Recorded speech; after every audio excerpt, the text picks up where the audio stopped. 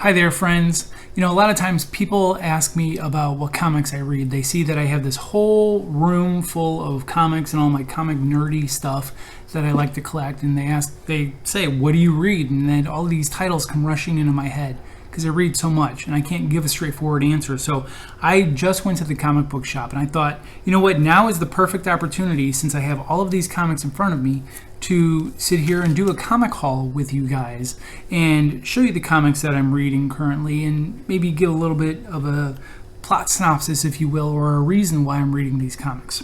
To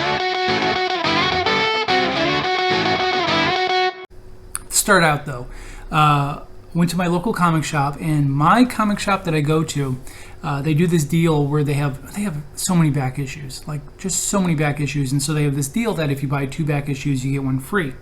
So while I was there, I was on the hunt for the original Stranger Things miniseries for my brother. It's a 4-issue miniseries.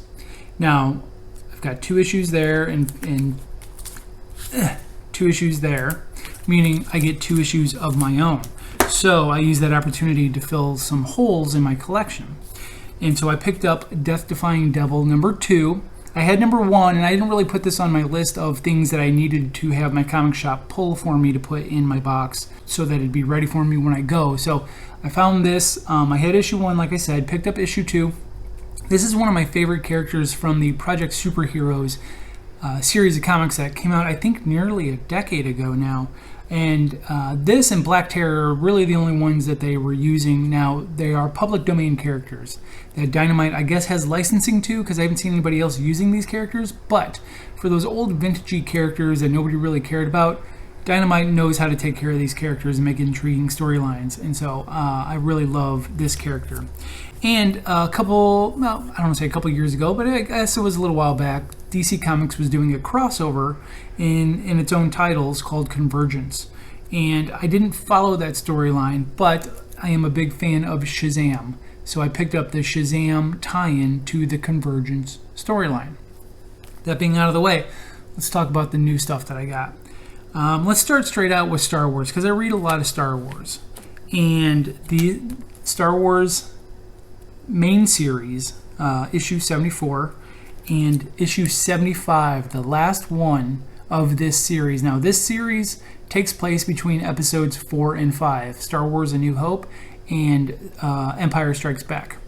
Now, this is the last one of this series, which I'm okay with, because I felt that the title was starting to dwindle a little bit. The story wasn't really grabbing me all that much anymore, except for like the B plot. Like one of the most recent B plots of the storyline was Chewie and C-3PO go to this planet of rock creatures, and Darth Vader shows up. Now I have to go back because it's been crossing my mind, why didn't Darth Vader recognize C-3PO?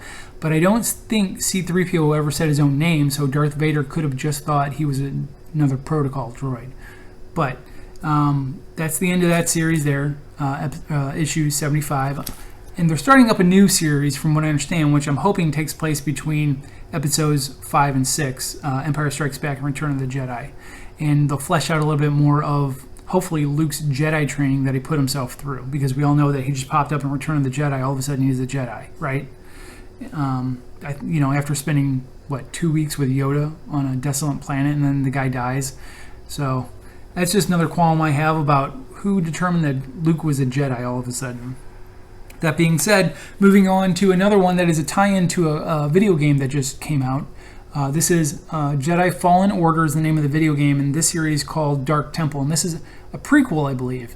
I'm waiting to collect the whole series before I actually get into it, but I think this is a prequel to that video game.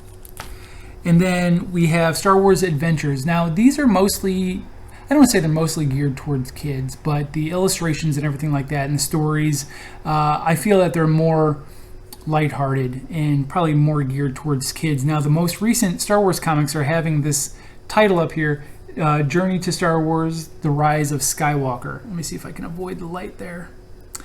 And so I really enjoy these because I love Star Wars stuff, but I don't need everything to be an intense storyline and so dramatic and everything like that. Just this one involves Chewie, and he always has some of the best stories in here, I believe. Now, another tie-in to the upcoming Star Wars movies. which comes out in like a month. Oh my God, I just got so excited. I just realized it's like a month away till episode 9 comes out. Man, okay. So anyway, tie-in to the upcoming movie. This is a prequel to that movie, meaning it's set between episodes 8 and 9. This is Star Wars Allegiance, and once again, I'm waiting till I get the full set. Now, I don't know. It's either 4 or there might be one more issue of 5 that will be the complete set, and then I will read this storyline. I'm really intrigued on what's inside here. Another Star Wars title that I do read, and it's a character that nobody talks about and I think is super underrated, is Dr. Aphra. Now, Dr. Aphra actually had some tie-ins to the recent Black Spire Outpost, if you read those comics, and is apparently a very substantial and important B character in the Star Wars universe that was kind of behind the scenes a lot. She did a lot of work with Darth Vader that made sense throughout the storylines, and she has come intact with other people within the Star Wars universe that we're all very aware of. Now, this is a movie cover, so this is a cover of Kylo Ren here during the scene of, I think, The Force Awakens, when he's having this revelation of revealing he had Darth Vader's burnt up helmet and everything like that. I think this is right before he destroys his own helmet in the last movie, maybe? I don't know. I can't quite pinpoint where that one's at.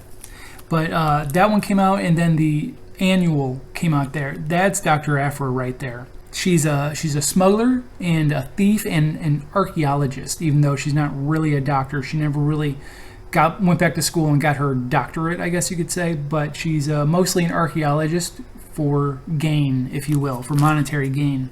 Now, one of my more favorite ones that I've been reading lately is called Vader's Castle. Now, it's along the lines of Tales from the Dark Side or Tales from the Crypt. Actually, if Tales from the Dark Side was not a licensed property, I swear this would be called Tales from the Dark Side. Obviously, Darth Vader, right? But this is along the lines of those kind of horror anthology books that came out back in the day, like Tales from the Crypt or The Vault of Horror or something like that. It involves kind of maybe kind of spooky stories that have like a twist at the end, but it all takes place in Vader's castle on Mustafar here, the lava, and it involves a caretaker in the castle capturing somebody and telling kind of scary stories, I guess, as a way of getting information, but also part of torture as well. And it reminds me of the Tales from the Dark Side movie of when Debbie Harry of Blondie was the witch, and she had this boy captured in a cage, and she's going to cook him and eat him.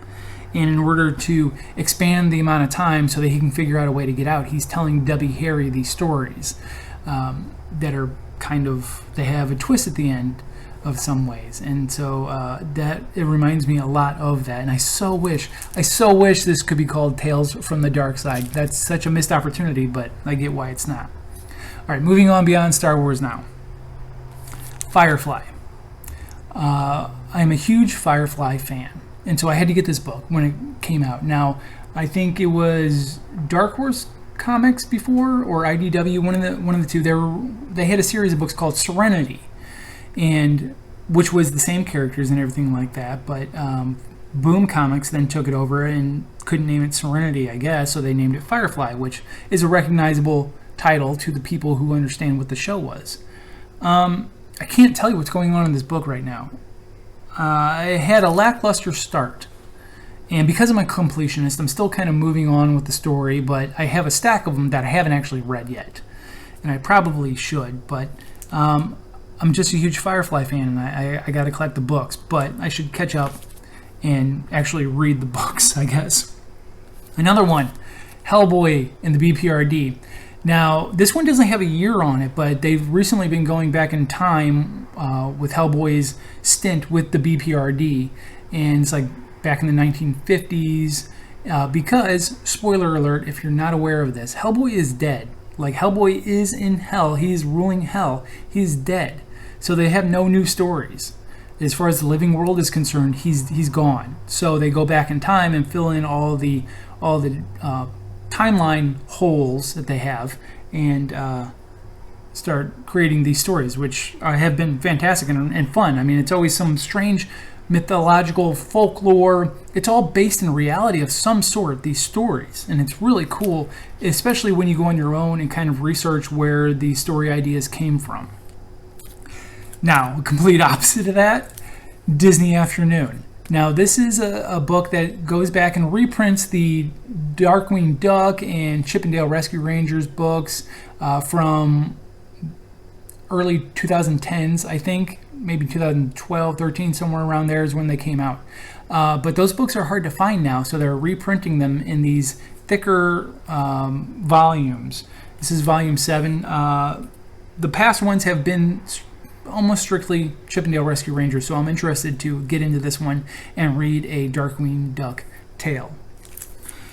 A new one that I haven't even cracked into yet, it's the first issue, and I've been looking forward to it, is He-Man and the Masters of the Multiverse. I love multiverse stuff. I love the Elseworlds in DC Comics, and I love the alternate timelines like Age of Apocalypse when it came to the X-Men. So a multiverse He-Man, I'm all about that. So I don't know, like I said, I don't know what's in here, but I am so looking forward to this book. Another book that is a constant, and I've been reading for 44 issues, which means probably close to 4 or 5 years now, is Power Rangers. Now, this is a chromium cover. They've been doing a series of these chromium covers. This is issue 44. They are redos of the first issue covers that came out, like issues 1 through 5, 6, 7, something like that. But these are chromium versions, and I know it's kind of hard with the light to really pick it up, but it's the Yellow Ranger holding her helmet. And I'm looking forward to getting a whole series of these so I can get them graded and put them up on my wall because they look really awesome. Another Power Rangers, but the early years is Gol Gol Power Rangers. I think the entire run of the Mighty Morphin Power Rangers, they were in high school. But this book really emphasizes the fact that they're in high school, hence the yearbook series of issues on these covers that they're coming out with. This is Billy the Blue Ranger, and this is his yearbook picture, I'm guessing. But like I said, this is issue 25. It really focuses on the early years of the Mighty Morphin Power Rangers. And actually, it looks like they're going to kind of start converging soon. And I'm really curious as to how that's going to work out. Another property that people might recognize is Hit Girl and Kick-Ass. Hit Girl is still the same Hit Girl, Minnie McCready. She's still out there doing her vigilante stuff, and she's still crazy, like so violently crazy. But this is a different Kick-Ass. This is not Dave Lazowski. I think it was Dave Lazowski is his name. This is Patience Lee, a black woman out there doing basically what Kick-Ass does, serving some rights to some wrongs.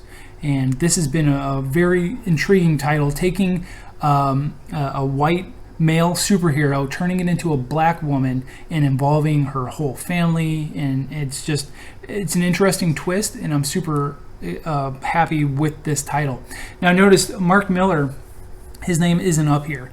He is now in works with Netflix, and Netflix basically bought out a lot of his Millerverse titles. He had a number of different titles, and they're, I guess, kind of developing them into TV shows for Netflix. Well, Kick-Ass and Hit Girl were not on those properties, so he is not allowed to write the titles or really put his name on the titles besides saying these characters were created by Mark Miller, which I think is kind of lacking. I like what the new writers are doing with these books, but it doesn't have that Mark Miller touch, and I can't quite explain what that is, but it's not quite the same.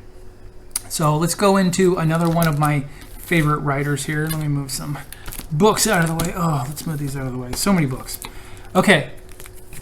Manor Black and Unearth, written by one of my favorite current comic book writers, Cullen Bunn. Now, Manor Black is about a guy, Roland Black, who is the father of a family of sorcerers, and they are looking to take over the estate, if you will, hence Manor Black.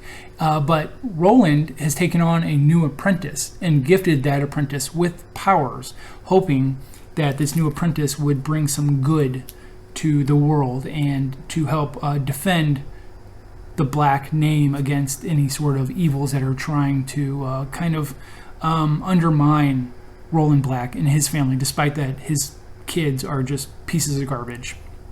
The other book is called Unearth. Now, this is a little bit different. It's not really quite well, it's got some supernatural aspects, but it's about a flesh-warping disease that is just going through and ravaging this little town in Mexico. And the scientists go down and they're trying to figure out what it is. And they end up finding this cave that the disease is coming out of. And they make their way into the cave and find out that it has its own really unusual ecosystem. And it's got some supernatural aspects going on there as well. It's one of the more unique titles that I'm reading right now. So let's move into some of what we would consider basic superheroes, like Batman. This is the new Batman annual. I haven't read it yet, but from the diary of Alfred Pennyworth. So it might be a story out of Alfred's diary, as far as we know. And then the City of Bane storyline is killing it for me. Like this, Tom King has been writing the past 83 issues, and he is doing this story called City of Bane, in which Bane is basically taking over Gotham City. And I like these new issues that have come out. They've got these acetate covers, and so it's got a different image on the inside. Oh, do we have a spoiler here? So that there, if you notice that Batman has a red dot behind his bat signal right there, that is Thomas Wayne. In what we know, Thomas Wayne is dead, but in an alternate reality, Bruce Wayne died and Thomas became the Batman, and Martha Wayne actually became the Joker. But it looks like he's pulling the strings on Bane. So is Thomas Wayne the one behind all of the problems that are happening in Gotham City right now? That's very intriguing to me. Next up, we have Detective Comics as well. I love Batman. He's one of the original superheroes. He's one of my favorites. So we've got another acetate cover here. It's Batman looking at Nora Freeze in the tube that she's always been in forever. And so let's see what's. I haven't looked at these, so I'm sure there's going to be some sort of twist here. Let's take a look. And it looks like she's out of the tube and Batman's trapped in the tube. So is Nora Freeze a villain? If she wasn't always trapped in that tube, would she be a villain? That's very intriguing. I'm looking forward to getting into that one. Then we got Superman. I gotta admit, I've canceled my Superman subscription. I have to cancel a couple months in advance because that's how early comic book shops order their stock, to make sure that everybody has what they want. But I've canceled mine, so within the next month or so, I should be getting my last issue. But I don't know what's in this. I don't know what's in it. It's a cool cover. I like this artist. Adam Hughes is his name, but I don't know what's in that book. I'm kind of over the book. Superman. I love Superman, but he can be kind of basic at times. And so, also, Gretchen gets a couple books as well. She gets Harley Quinn, she gets Catwoman. And these have some of those acetate covers as well. So this is Harleyer Quinn, right? And it looks like she's in kind of almost an Iron Man suit. Very mech suit. And then, she's saying, oh crap. I guess Super Harley, not so Super Harley, still falling through the sky. And let's take a look at this Catwoman one. Catwoman number 17, and it's her looking in the mirror with the Bat family behind her, and opening the acetate, and it's a reflection of her in her original costume with the Batman's rogues behind her. So her new family, because she's not really a bad person anymore, and her old family. So that's pretty cool. I like that. But I haven't read much of this Year of the Villain storyline, but these comics, with the twists that they've been providing, really want me to dive into them. So my last two books. Let's start with Guardians of the Galaxy. I started reading this because one of my new favorite Marvel characters, Cosmic Ghost Rider, was part of this book. And the whole premise of the book was Thanos was dead and someone's trying to resurrect Thanos, and we're trying, it was a kind of a mystery, like, where is this going? But even though Cosmic Ghost Rider isn't really in this book that much anymore. It has still kept my interest. So I really just like the pace of the stories happening in this book. And to follow that up is Old Man Quill, which is Star-Lord in the future as an old man, kind of like everybody else is gone or dead, and they're kind of visions in his head. But one thing I like about these Old Man series, they had Old Man Logan and I think Old Man Hawkeye, and it takes place in the world that we know, just in the future, and everything's kind of been like demolished and desolated, and they revisit familiar territories like we know. But so in one of the more recent issues, he had to go get the ultimate nullifier to destroy Galactus in the basement of the Baxter building, which was underground, taken by the Mole Men. It was a whole thing. And then he had to get into an Iron Man Hulkbuster armor suit to get out. It's a lot of fun in those titles. So that's currently what I'm reading. I know there's probably some issues that I might have missed that I went before they actually came out. So I might do another one of these again. But this is the bulk of what I'm reading right now. And I do go on hunts. I have a little, what I call a honey hole around here, that I go and get some very cool comics at discounts. So next time I will go and show you the pull that I get from those. I got a whole bag over here that I could show you, but I'll wait for another time. All right, well, guys, thanks so much for sitting through this with me. I know that maybe this wasn't exactly the most exciting video that we've put out, but I'm going to put out this video. Gretchen's got another solo video that she's going to be putting out again here pretty soon. And, just things to kind of fill the space, because we can't get out to the parks every weekend. It's Thanksgiving time of the year. Gretchen's been working for like 8 days straight, so we didn't have time to go to the park and really record anything. So it's just good to have these sort of things to put out there. But I appreciate you guys sitting through this and listen to me talk about comic books. And so if you guys like this video, then please hit that thumbs up, hit that like, and if you really liked it, consider subscribing to the channel. Also, let me know in the comments of what you're reading. If you read comics, or if something I pointed out to you seems interesting. I love talking about comics, and I love guiding people towards reading comics. So let me know either which way, what you're reading or what you would like to read. If something piqued your interest, I can always guide you somewhere. So anyway, I appreciate you guys checking out this video, and I'll talk to you soon.